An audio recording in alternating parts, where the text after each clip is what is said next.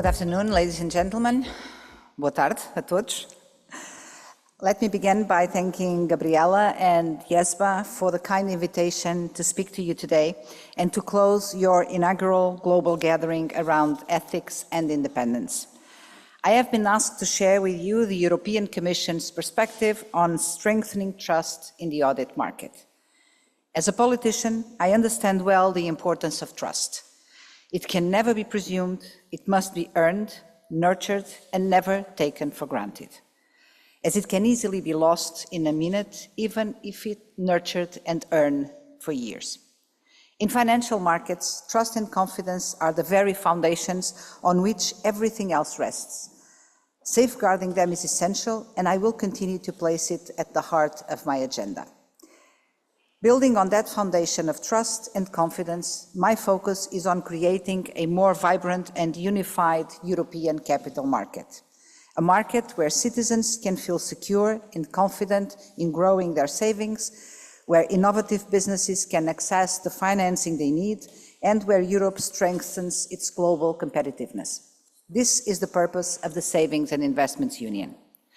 But none of this will be possible if Europeans cannot trust that their money is safe, that markets are fair, and that oversight is rigorous. That trust begins with reliable audited information. It begins with all of you. Today I want to speak to you about the priorities of the European Union for the current mandate, including in financial services, and reflect on how our audit framework has evolved and how it will continue to adapt in the future. Today's event and the discussions you have had are crucial to safeguarding trust, ethical standards, and importantly, stability in the industry. While all the agenda points today were key to the future of this sector, and indeed the future of the financial system, I was particularly interested in the discussion on ethics during regulatory shifts and geopolitical and market volatility, which is the topic of the day, as you know. Indeed, there are recent signs that some jurisdictions may be placing fewer resources into maintaining rigorous audit standards. Yet, history shows that reduced oversight can, over time, come with significant costs for trust and stability, and thus to competitiveness. Let me reassure you that while fostering a new economic growth mindset is a clear priority for the European Union, this does not come at the expense of ethical standards, audit quality, or sound regulation. On the contrary, they go hand in hand. Strong ethics and robust oversight build the confidence on which markets thrive and which gives investors trust to gain exposure to such markets. During this time of regulatory and geopolitical volatility, maintaining high standards becomes even more important. In the EU, our rules are also evolving. European Commission President von der Leyen has made it clear that this Commission will work to make it easier to operate a business, especially SMEs, in Europe. Feedback from European businesses showed that in recent years they were weighed down by unnecessary red tape, so we have listened and are acting to improve this. In February, the Commission put forward its first omnibus proposal to simplify sustainability rules. Our aim is clear. We want to make life easier for companies to operate in Europe, and we want to boost our competitive position as a global economy. Specifically, we are working to simplify our rules under the Corporate Sustainability Reporting Directive, as well as in our European Sustainability Reporting Standards, all of it while preserving the objectives of the Green Deal. In the area of audit and assurance, and again with the intention of alleviating administrative burdens on all businesses, the Commission made the decision not to adopt standards for sustainability assurance by 2026, but will instead give targeted assurance guidelines on specific items. This should alleviate the burden on both preparers and auditors operating in the EU. It will also enhance clarity and certainty, thus paving the way for trust to build up. We will continue to monitor developments in the market and see how we can best ensure coherence while limiting burden on companies. Of course, easing burden must never come at the cost of integrity. This is why the IESBA Code of Ethics remains so important. It serves as the global benchmark for audit firms and networks. In Europe, it is already widely applied, sometimes directly, sometimes through national legislation. And in many cases, European audit rules or national provisions go even further, ensuring that the highest ethical standards are upheld. I welcome the recent revision of the IESBA Code of Ethics, which now includes standards for sustainability reporting alongside those for financial reporting. This is an important step forward.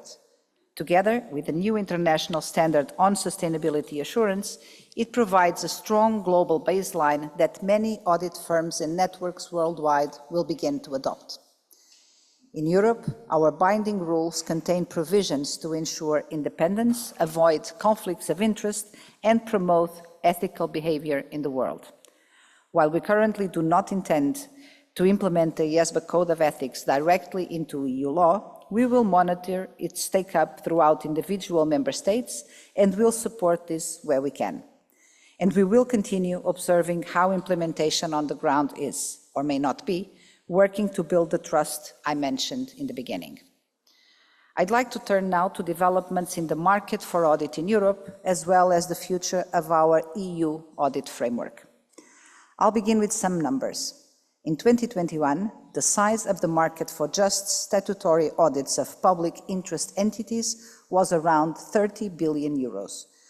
Estimates suggest that the total audit market is at least double that figure. On average, audit firms of public interest entities derive 67% of their revenue from non-audit services, and this can raise concerns about independence and audit quality. This is an area that the Commission takes great interest in and will be watching closely how it evolves. Our own EU audit framework has been refined.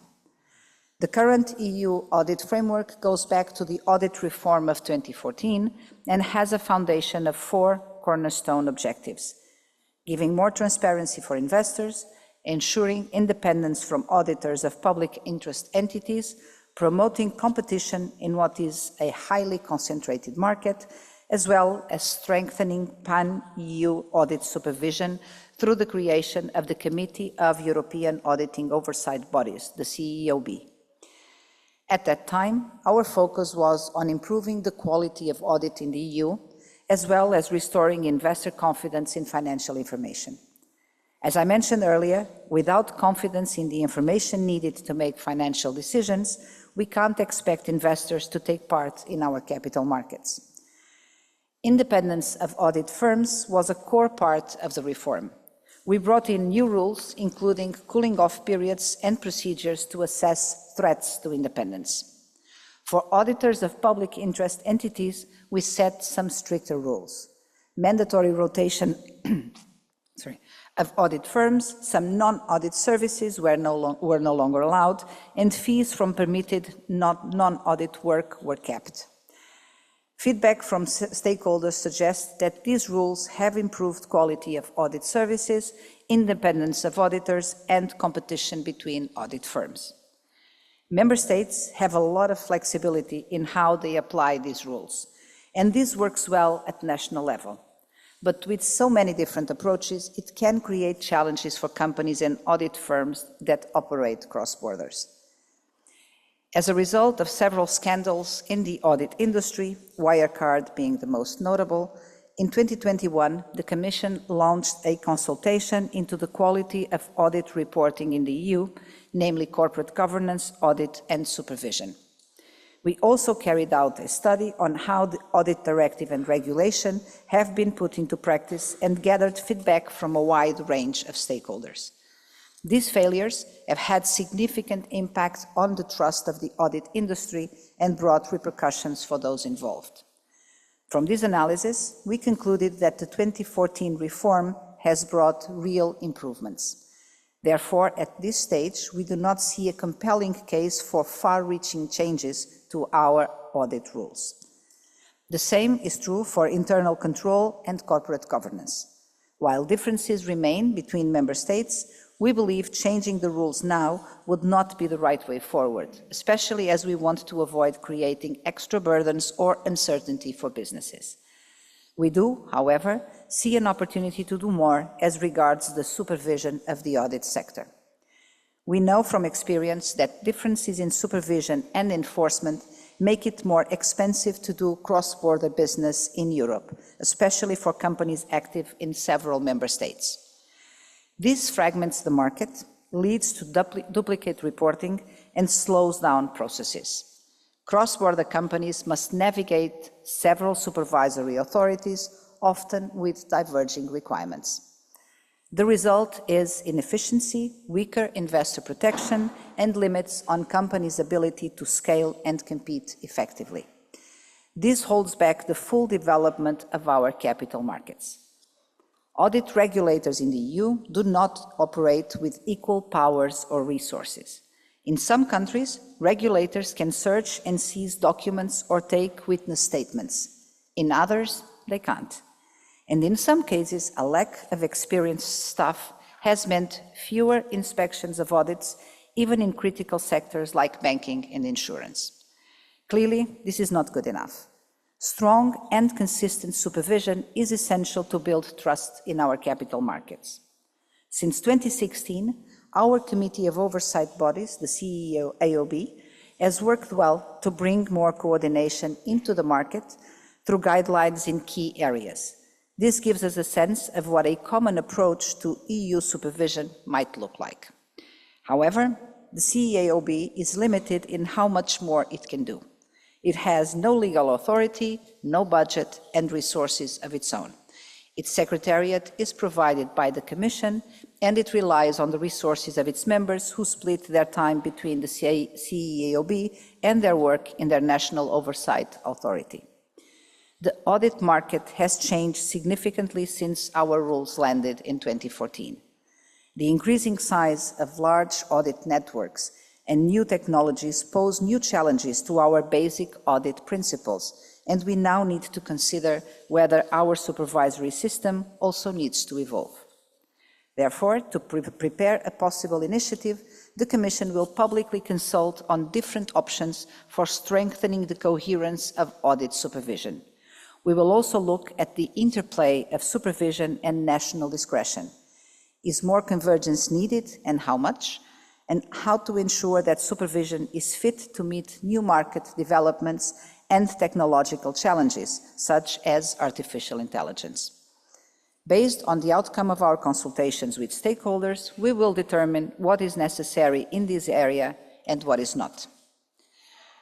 Robust ethical standards do remain the foundation of audit quality, of trust in auditors, and ultimately of the integrity of our capital markets. These are not only built in law, but really come to the core of what ethics is. Guiding principles that, irrespective of the law, require all of us to act and behave to build, nurture, and maintain trust. This is especially true for those on whose hands rests assessing corporate reporting and disclosures. Auditors are a fundamental line of defense, but can only be so if ethical principles are upheld to the maximum extent. Let me once again thank Gabriela and all those involved in today's event in daily ensuring that investors and companies have reliable information at their disposal. I am delighted to have been able to participate today, and I look forward to working together in the years ahead to ensure that all building blocks of the audit framework are strong, coherent, and fit seamlessly together. We are counting on you to participate in our public consultation so that we together can build the best possible framework to take us forward to the future. Thank you very much for your attention.